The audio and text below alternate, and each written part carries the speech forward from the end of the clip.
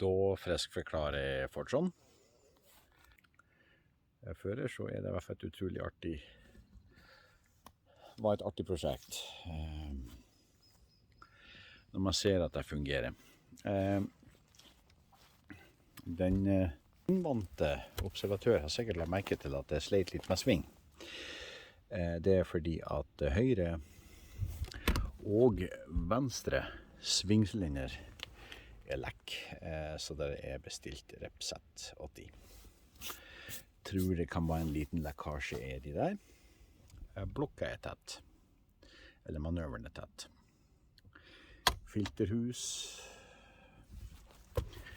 Returen, om enn litt underlig. Det var et rør som kom av en A-ramme. Altså jeg har 2 gravaggregat, og det der følte meg alene, og synes det var gærlig å kaste røret, så det ble sånn. Jeg har ikke gjennomstyr for rør ennå, så det ble sånn. Nappet på det med en tenkt avtappning der, inn tilfelle rottefelle. Så går returen der. Den må opp, for her kommer det en servo etter hvert.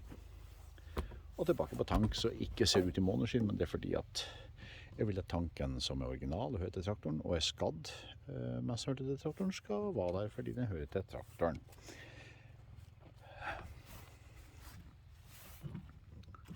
Hydrakopumpe, som ja, litt vanskelig å se kanskje, men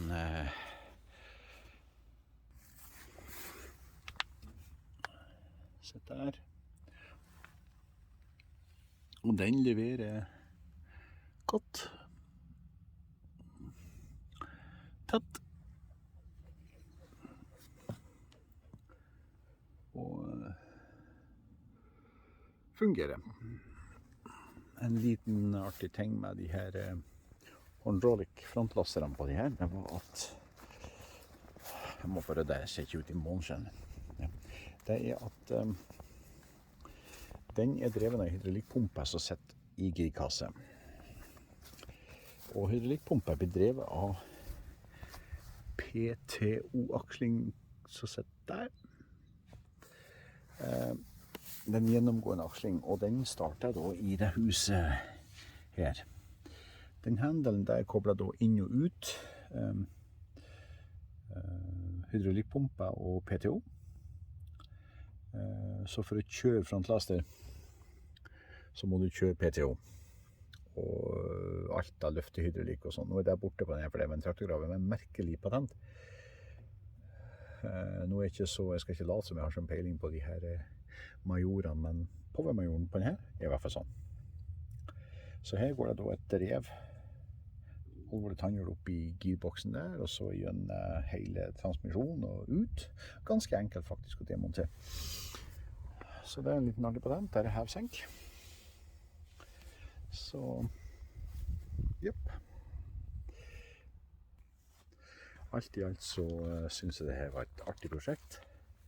Jeg har fått hørt av noen at man begynner som regel ikke med major.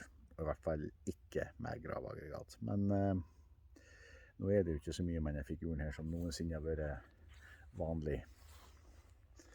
Og bortsett fra at det praktisk talt ikke hører en drit lenger, så det jo greit med å slippe å ha på seg hørselvern når man skal inn på ting. Men det var en utrolig artig sak. Og nå den jo mer eller mindre ferdig. Så har vi et annet smykke der. Og så skal ryktene ha til at det kommer en McCormick Farmall D430 hit I løpet av kort tid. Så med disse fagre ord setter jeg da over til store studio og sier at det søkkende artig